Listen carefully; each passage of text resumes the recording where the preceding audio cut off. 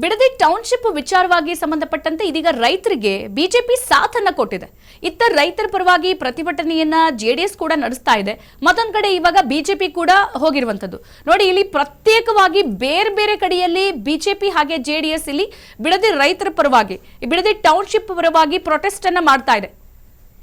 S, ಈಗ ಗಮನಿಸ್ತಾ ಇದ್ದೀರಾ, ಬಿಡದಿ ಟೌನ್ಶಿಪ್ ವಿಚಾರದಲ್ಲಿ ರೈತರಿಗೆ ಬಿಜೆಪಿ ಸಾಥನ್ನ ಕೊಟ್ಟಿದೆ.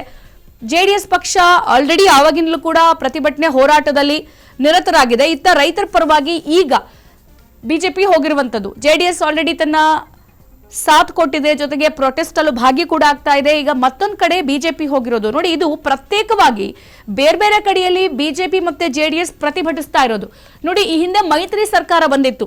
ಬಿಜೆಪಿ ಮತ್ತೆ ಜೆಡಿಎಸ್ ಎರಡೂ ಪಕ್ಷಗಳು ಸೇರಿ ಮೈತ್ರಿ ಸರ್ಕಾರವನ್ನು ಮಾಡಿದ್ರು. ಹಾಗಾಗಿ ಮೈತ್ರಿ ಅಂದ್ಮೇಲೆ ಒಟ್ಟಾಗಿ ಪ್ರತಿಭಟನೆ ನಡೆಸಬಹುದಿತ್ತಲ್ವಾ ಈ ಜೋಡಿ ದೋಸ್ತಿ ಪಕ್ಷ?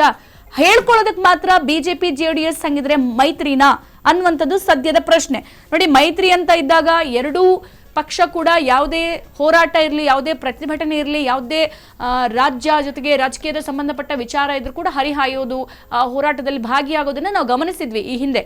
ಆದರೆ ಈಗ ಈ ಬಿಡದಿ ಟೌನ್ಶಿಪ್ ವಿಚಾರಕ್ಕೆ ನಾವು ನೋಡೋದಾದ್ರೆ ಫಸ್ಟ್ ಧ್ವನಿ ಎತ್ತಿದ್ದು ಎಚ್ ಡಿ ದೇವೇಗೌಡರು, ಅದಾದ್ಮೇಲೆ ಎಚ್ ಡಿ ಕುಮಾರಸ್ವಾಮಿ ಬಂದ್ರು, ಮತ್ತೆ ಬಂದಿರೋದು ಬಿಜೆಪಿಯಿಂದ BY ವಿಜಯೇಂದ್ರ. ಈ ಎರಡೂ ಪಕ್ಷದ ಮಧ್ಯೆ ಬಂದಿದ್ದು ಪಕ್ಷದಿಂದ ಉಚ್ಚಾಟನೆಗೊಂಡಂತ ಬಸವನಗೌಡ ಪಾಟೀಲ್ ಯತ್ನಾಳ್ ಬಂದ ಮೇಲೆ ಬಿಜೆಪಿಯ ಒಂದಷ್ಟು ಜನರು ಇದರ ಪರವಾಗಿ ಮಾತಾಡೋಕೆ ಶುರು ಮಾಡಿದ್ರು. ಸೊ ಹಾಗಾಗಿ ಈಗ ಇದು ಬಹಳ ಒಂದು ತಿರುವನ್ನ ಪಡ್ಕೊಂತಿರೋದು ನೋಡಿ. ದೋಸ್ತಿ ಪಕ್ಷ ಅಂತ ಅಂದ್ಮೇಲೆ ಎರಡೂ ಕೂಡ ಒಟ್ಟಿಗೆ ಇರ್ಬೇಕಲ್ವಾ? ಯಾಕೆ ಇಲ್ಲಿ ಬಿಜೆಪಿ ಮತ್ತೆ ಜೆಡಿಎಸ್ ಸಪರೇಟ್ ಆಗಿ ಬಂದು ಬಿಡದಿ ರೈತರಿಗೆ ಸಹಕಾರ ಕೊಡ್ತಾ ಇದೆ, ಈ ಪ್ರೊಟೆಸ್ಟ್ ಅಲ್ಲಿ ಭಾಗಿಯಾಗ್ತಾ ಇದೆ ಅನ್ನೋದು ಸದ್ಯ ಈಗ ಅವರ ಮೈತ್ರಿ ಪಕ್ಷಕ್ಕೆ ಒಂದು ದೂರವಾಗಿರುವಂತಹ ಪ್ರಶ್ನೆ. ಮೈತ್ರಿ ಅಂದ್ಮೇಲೆ ಒಗ್ಗಟ್ಟು ಪ್ರದರ್ಶನ ಮಾಡಬೇಕು. ಎಚ್ ಡಿ ಕುಮಾರಸ್ವಾಮಿ ಆಗಲಿ, ಹಾಗೆ ಈಗ BS ಯಡಿಯೂರಪ್ಪ, ಅದರ ಜೊತೆಗೆ BY ವಿಜಯೇಂದ್ರ, ಇವರೆಲ್ಲರ ಜೊತೆಗೂ ಕೂಡ ಸಹಭಾಗಿತ್ವದಲ್ಲಿ ಈ ಒಂದು ಬಿಡದಿ ಟೌನ್ಶಿಪ್ ವಿಚಾರವಾಗಿ ಪ್ರತಿಭಟನೆಯಲ್ಲಿ ಭಾಗಿಯಾಗಬೇಕಿತ್ತು.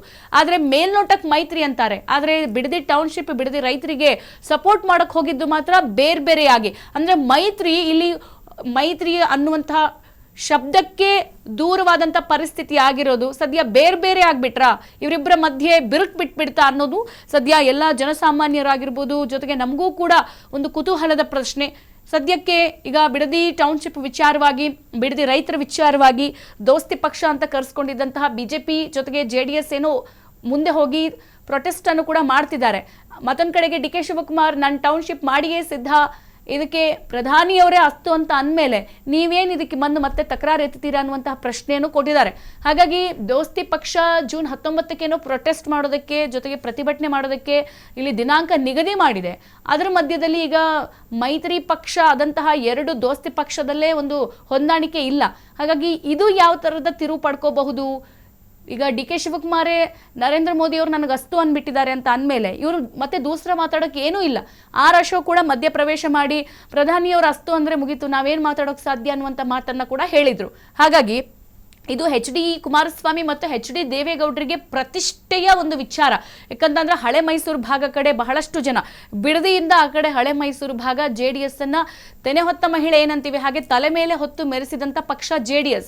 ಹಾಗಾಗಿ ಈಗ JDS ಪಕ್ಷ ಅವರಿಗೇನು ಸಹಕಾರ ಕೊಡ್ತಾ ಇದೆ. ಬಿಡದಿ ಟೌನ್ಶಿಪ್ ಆಗಲಿ ಅಥವಾ ಬಿಡದಿ ರೈತರಿಗಾಗ್ಲಿ, ಬಿಡದಿ ರೈತರ ಜಾಗವನ್ನ, ಅವರ ಭೂಮಿಯನ್ನ ಯಾವುದೇ ಕಾರಣಕ್ಕೂ ಟೌನ್ಶಿಪ್ಗೆ ಕೊಡೋಕೆ ನಾವು ಬಿಡೋದಿಲ್ಲ ಅಂತ ಪಟ್ಟು ಕೂಡ ಹಿಡಿದಿದೆ. ಮತ್ತೊಂದು ಕಡೆಗೆ DK ಕೂಡ ಇಲ್ಲಿ ಪ್ರಧಾನಿಗಳಿಂದಲೇ ನಾನು ಅಸ್ತು ಅನ್ಸ್ಬಿಟ್ಟಿದ್ದೀನಿ ಅಂತ ಮಾತು ಹೇಳ್ತಿದ್ದಾರೆ. ಈಗ ಮತ್ತೊಂದು ಕಡೆಗೆ ಮೈತ್ರಿ ಆಗಿದ್ದವರು ದೂರ ಆಗಿದ್ದಾರೆ. ಹಾಗಾಗಿ ಇದು ಮುಂದಿನ ದಿನಗಳಲ್ಲಿ ಯಾವ ತರದ ತಿರುವು ಪಡ್ಕೋಬಹುದು ಅನ್ನೋದು ಸದ್ಯದ ಯಕ್ಷ ಪ್ರಶ್ನೆ.